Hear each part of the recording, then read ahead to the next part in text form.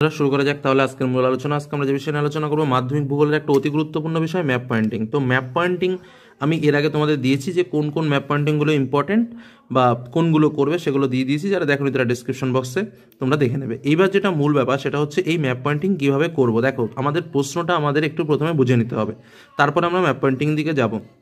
At first আমি একটা simple কথা বলছি। দেখো, প্রশ্নপত্রে আমাদের কী লেখা থাকে? প্রশ্নপত্রের সাথে প্রদত্ত ভারতের রেখা মানচিত্রে নিম্নলিখিতগুলি উপযুক্ত প্রতীক ও নাম সহ চিহ্নিত করে মানচিত্রে উত্তরপত্রের সঙ্গে জুড়ে দাও। পয়েন্টটা বুঝতে হবে, কি বলেছে কথাটা? উপযুক্ত প্রতীক ও নাম সহ। দেখো, দুটো কথা জিনিস, একটা হচ্ছে উপযুক্ত প্রতীক দিতে হবে, তার মানে একটা জিনিস কিন্তু আমি পরিষ্কার করে বুঝতে পারলাম যে আমাকে একটা প্রতীক চিহ্ন কিন্তু দিতে হবে এবং তার সঙ্গে একটা নামও কিন্তু আমাকে দিতে হবে, বা নাম যেটা আমাকে পরীক্ষায় যে প্রশ্নটা দেবে সেখান থেকে আমি নামটা পেয়ে যাব, কিন্তু তার কিন্তু একটা উপযুক্ত প্রতীক, মানে একটা আমি ইচ্ছা করে একটা গোল বসিয়ে দিলাম, একটা দাগ বসিয়ে দিলাম, একটা হ্যাসিং বসিয়ে দিলাম, সেটা কিন্তু নয়। প্রত্যেকটার নির্দিষ্ট প্রতীক রয়েছে, সেই প্রতীক চিহ্নগুলোই হচ্ছে কিভাবে করতে হয় এবং কিভাবে করবে সেটাই কিন্তু মূল আলোচনা আজকের। এবার দেখো, আমি তোমাদের একটু প্রশ্নের সঙ্গে পরিচয় করিয়ে দিই, তাহলে তোমরা দেখে আর একটু জিনিসটা পরিষ্কার হবে। আমি 2019 সালের একটা প্রশ্ন তোমাদের দেখেছি। দেখো, ভাষাটা ঠিক এইভাবেই থাকে কিন্তু, যে প্রশ্নপত্রের সাথে প্রদত্ত রেখা মানচিত্রের উপযুক্ত প্রতীক ও নাম সহ চিহ্নিত করে উত্তরপত্রের সঙ্গে জুড়ে দাও।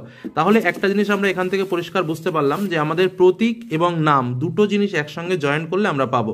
ঠিক এরকমভাবে আমি একটা মডেল অ্যান্সার শিট আমি তোমাদের সামনে তুলে ধরেছি, যার মধ্যে তোমরা সমস্ত কিছু পাবে। যেমন ধরো, একটি খরাপ্রবণ অঞ্চল, লোকটাক হ্রদ, মর্মাগাঁও বন্দর, ভারতের আর্দ্রতম স্থান, ইন্দিরা গান্ধী আন্তর্জাতিক বিমানবন্দর, ইক্ষু উৎপাদক অঞ্চল, এরকম একটা মডেল আমি তুলে ধরেছি এবং তারপরে আমি সমস্ত সিম্বলগুলো নিয়ে আলোচনা করব, যে কোন ক্ষেত্রে কোন কোন সিম্বলগুলো তোমরা দেবে সে বিষয়গুলো আলোচনা করব। তো প্রথমে আমি মডেলটা তোমাদের একটু দেখিয়ে নিই। দেখো, তোমরা কিভাবে লিখবে। ধরো সাপোজ প্রথম যে আমাদের প্রশ্নটা ছিল কি, একটি খরাপ্রবণ অঞ্চল। তোমরা এই ম্যাপটা পরীক্ষার হলে পাবে, এরকমই একটা ম্যাপ। তো এই ম্যাপটা এখানে তোমাদের রোল নম্বর দেওয়া থাকবে, তো তোমরা এখানে তোমাদের অ্যাডমিট কার্ডের যে রোল নম্বর থাকে সেই রোল নম্বর দিয়ে লিখবে। এবার ধরো পরীক্ষায় দিয়েছে একটি খরাপ্রবণ অঞ্চল, তোমরা কি করবে? প্রথম অ্যাট ফার্স্ট সিস্টেমটা বুঝে নাও। এখানে তোমরা দাগ নম্বরটা দেবে, মানে 6.1 বলে একটি খরাপ্রবণ অঞ্চল বলে লিখলে, তারপরে যে জায়গাটার নাম সেটা ব্র্যাকেটে তোমরা দিয়ে দিলে। বা যদি ওপেন কোশ্চেন থাকে, ধরো ভারতের উচ্চতম শৃঙ্গ 6.7 দিয়েছে কি ভারতের উচ্চতম শৃঙ্গ, এই যে সিম্বলটা আমি দিয়েছি, দেখো এটা তুমি শৃঙ্গ সিম্বল কখনো তুমি গোল দিতে পারো না, একটা গোল করে দাগিয়ে দিলাম, সেটা কখনো না। শৃঙ্গ সবসময় ত্রিকোণীয় হয়। কি বললাম, বোঝা গেল? বিমান বন্দর, বন্দর সবসময় এই যে গোল, মাঝখানে একটা বিন্দু হয়। এই যে মূল কথা, পর্বত বা পর্বত শ্রেণী যখন হয় তখন এই যে দাগ দিয়ে এরকম করে বারবার করে হ্যাচিং যে বিষয়টা, এই বিষয়টা হয়। তো এইটা প্রত্যেকটা কিন্তু একটা নির্দিষ্ট বিষয়ের। এবার দেখো, আমি তোমাদের প্রথমে একটু পয়েন্টটা বলে নিই, তারপর এটা আরও ডিসকাসে যাচ্ছি আমি। প্রথম দেখো, পাহাড়, যদি পরীক্ষায় পাহাড় আসে যেমন গাঢ়, খাসি, জয়ন্তীয়া, তখন সিম্বলটা কিন্তু এইভাবে আসবে, মানে হালকা দাগ দিয়ে উপরে ডি এর মতো বাঁক নিয়ে। পর্বত শ্রেণী বললে আমি তোমাদের বললাম এরকম সোজা দাগ দিয়ে ক্রসিং করে তোমরা পর্বত শ্রেণী দেখাবে। পর্বত শৃঙ্গ বললে ত্রিকোণ অবশ্যই হবে এবং সেটা 3টে কোণ বিশিষ্ট এবং মাঝখানটা ফিল আপ করবে। মালভূমি যখন তোমাকে বলবে তখন অবশ্যই যে কোনো মডেল দিয়ে তার মধ্যে তুমি ব্ল্যাক করে দেখাতে পারো। মরুভূমি যখন বলবে তখন তার ভেতরে তোমাকে অবশ্যই ডট দেখাতে হবে। সুন্দরবন বা কোনো নির্দিষ্ট বৈশিষ্ট্যযুক্ত স্থান, যার একটা নির্দিষ্ট বৈশিষ্ট্যযুক্ত আছে, যেমন থর মরুভূমি বললো, থর মরুভূমি মানে মরুভূমি দেখাবে। আর যাই হোক, কোনো নির্দিষ্ট বৈশিষ্ট্যযুক্ত স্থান এরকম যদি থাকে তখন তোমরা এরকমভাবে করে এবড়ো করে কালারিং করে দেখাবে। দেখো, তোমরা অনেক সময় তোমাদের পরীক্ষায় নদী আসে, বেশিরভাগ প্রতি পরীক্ষায় একটা করে নদী আসে, তোমরা নদীতে কি করো, শুধু একটা দাগ দিয়ে রেখে দাও, এটা কিন্তু সম্পূর্ণ ভুল। দাগের সঙ্গে এই যে আমি যে তীর দিয়ে দেখিয়েছি, অর্থাৎ নদী প্রবাহ পথ কোন দিক থেকে কোন দিকে নদী প্রবাহ পথটা রয়েছে, সেই পথটা কিন্তু তোমাকে অবশ্যই দেখাতে হবে। সাপোজ আমি এখানে একটা অ্যাজ এক্সাম্পল বলছি, ধরো এখান থেকে একটা নদী প্রবাহিত হলো, তো এদিকে গিয়ে পড়লো, আমরা নদীটা এরকমভাবে দেখিয়ে দিলাম, কিন্তু না, এই নদীটা কোন দিক থেকে প্রবাহিত হচ্ছে সেটাও কিন্তু তোমাকে তীর দিয়ে দেখাতে হবে। লেক বললে চারিদিকটা এবড়ো খেবড়ো হবে, একদিকে এবড়ো খেবড়ো করলাম এরকমভাবে লেক দেখালাম না, নিয়মটা যেটা সেটা শিখে নাও। সেটা হচ্ছে এই যে চারিদিকে এবড়ো খেবড়ো হবে, মাঝখানে ফিল আপ করতে হবে।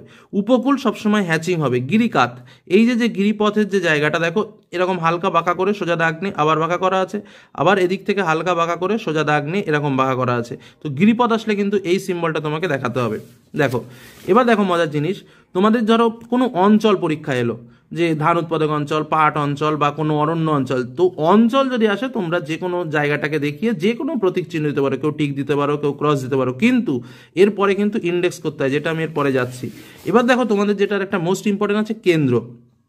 তো কৃষি গবেষণাগার কেন্দ্র যদি আসে তোমাদের অবশ্যই ব্লাঙ্কের মধ্যে দেখাতে হবে, মানে গোল দিতে হবে, কিন্তু মাঝখানে কিছু থাকবে না।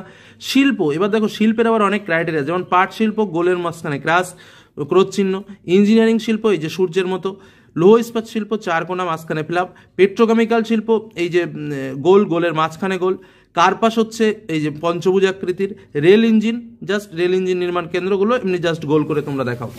জাহাজ নির্মাণ কেন্দ্র যেটা রয়েছে এই যে জাহাজের ছবি আঁকাতে হয়। অটোমোবাইল কেন্দ্র যেটা রয়েছে এই যে মোবাইলের টাওয়ারের মতো জিনিস আঁকাতে হয়। বিমানবন্দরের জন্য দুটো সিম্বল রয়েছে, সেটা হচ্ছে এই যে সিম্বলটা দেখতে পাচ্ছ, যে মাঝখানে গোল অথবা মাঝখানে বর্ডার আর মাঝখানে সাদা, এই যে দুটো সিম্বল তোমরা দেখতে পাচ্ছ, এই দুটো সিম্বলের একটা বিমানবন্দরে দিতে পারো। আর নগরের জন্য সিম্পল সিম্বল। তো এই হলো তোমাদের সিম্বল, তোমরা প্রয়োজনে এই সিম্বলগুলো নোটস করে নাও। এইবার দেখো তোমরা খাতায় কিভাবে এই জিনিসটাকে সেট করবে, বা পরীক্ষায় যে ম্যাপটা আসবে সেই ম্যাপের সঙ্গে কিভাবে সেট করবে। তো অ্যাট ফার্স্ট তোমরা কিন্তু এখানে কোশ্চেন নম্বরটা অবশ্যই দেবে।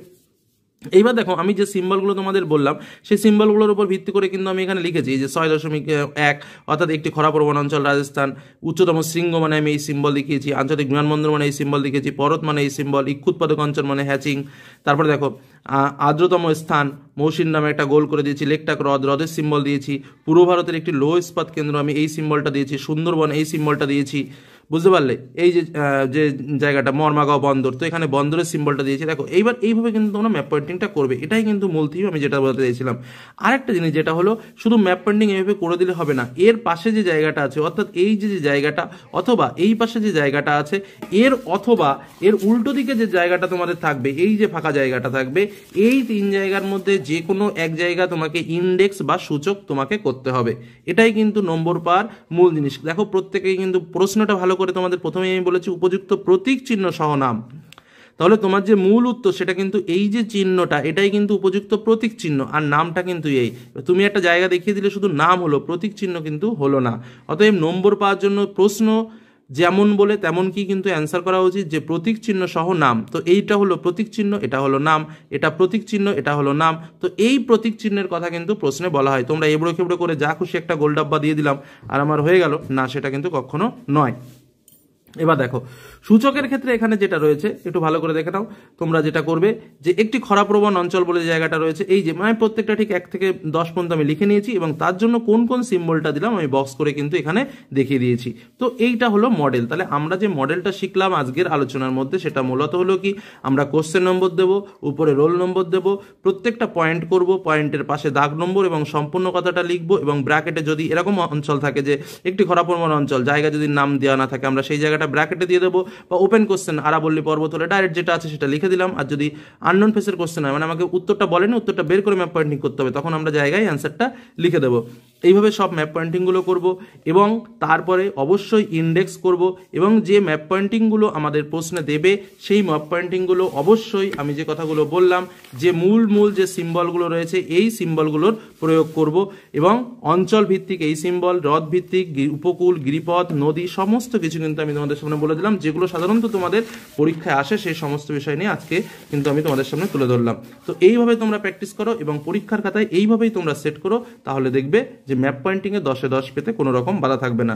এবং কি কি ম্যাপ পয়েন্টিং করতে হবে তার সাজেশন আমি আগে দিয়ে দিচ্ছি, যারা দেখোনি তারা অবশ্যই ডিসক্রিপশন বক্সে লিঙ্ক দেখে নেবে। তার আলোচনাটি ভালো লাগলে অবশ্যই লাইক করো, বন্ধুদের সঙ্গে শেয়ার করো, যারা চ্যানেলে নতুন এখনো সাবস্ক্রাইব করোনি অবশ্যই সাবস্ক্রাইব করে রেখো। তো আজকের মতো এখানে শেষ করলাম, ধন্যবাদ।